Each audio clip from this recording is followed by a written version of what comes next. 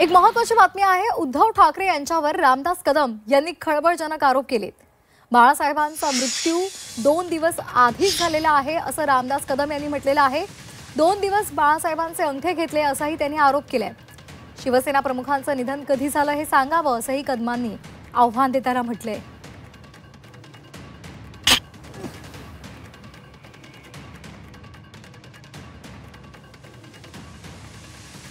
दसरा मेळाव्यामध्ये रामदास कदमांनी हे गंभीर आरोप उद्धव ठाकरे यांच्यावर केलेले आहेत। 8 दिवस आम्ही मातोश्रीच्या बाकड्यांवर झोपलेलो होतो। बाळासाहेबांचं मृत्यूपत्र कोणी केलं याची माहिती काढा असं सुद्धा त्यांनी म्हटलेलं आहे।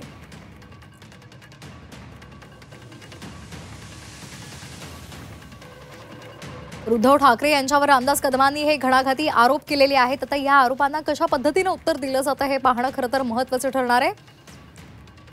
शिवसेना प्रमुखाचं निधन कधी झालं हे सांगावं असं आव्हान त्यांनी उद्धव ठाकरे यांना दिलेलं आहे। त्याचबरोबर 2 दिवस बाळासाहेबांचे अंगठे घेतले असं सुद्धा त्यांनी म्हटलेलं आहे। रामदास कदमांनी हे खळबळजनक आरोप उद्धव ठाकरेंवर केले।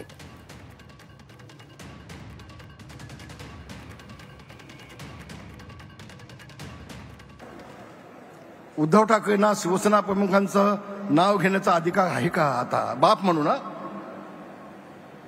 बाप म्हणून नाव घेऊ शकता, राजकीय दिसला म्हणतोय, सॉरी, आता पुन्हा थोडंच मीडियामध्ये येईल। शिंदे साहेब, मला एक विनंती आहे तुम्हाला, शिवसेना प्रमुखांचं निधन कधी झालं? शिवसेना प्रमुखांचं निधन कधी झालं आणि त्यांची बॉडी किती दिवस मातोश्रीमध्ये ठेवली होती कळा माहिती? जबाबदारीने बोलतोय, जबाबदारीने बोलतोय, मोठं विधान करतोय। होय, शिवसेना प्रमुखांच्या वरती उपचार करणारे डॉक्टर आहेत। आज त्या डॉक्टरांना विचारून घ्या, डॉक्टर पकावना विचारून घ्या, 2 दिवस शिवसेना प्रमुखांची बॉडी का ठेवली होती उद्धवजींनी? तुम्ही काय अंतर्गत चाललं होतं तुमचं?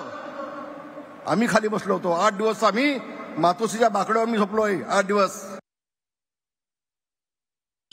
आम्ही मातोश्रीवरती होतो, बाळासाहेबांच्या पूर्ण आजारपणामध्ये आम्ही तिथे होतो, शेवटपर्यंत होतो, आम्हाला माहिती आहे। आता ह्यांच्या तोंडामध्ये कोणी जर शेण कोंबला असेल भीतीपोटी आणि ते आता उगाळत असेल, ते तुम्ही काय करणार? शिवसेना प्रमुखांना जाऊन 1 दशक लोक आहे, शिवसेना प्रमुखांना 100 वर्ष आता होत आहेत, आणि अशा प्रकारची वक्तव्य करणं हा, ज्या शिवसेनेनं तुम्हाला आम्हाला मोठं केलं, मी म्हणत नाही तुम्हाला आम्हाला मोठं केलं, ज्या बाळासाहेब ठाकरेंनी, त्यांच्याशी बेमाने अशा प्रकारचं वक्तव्य करत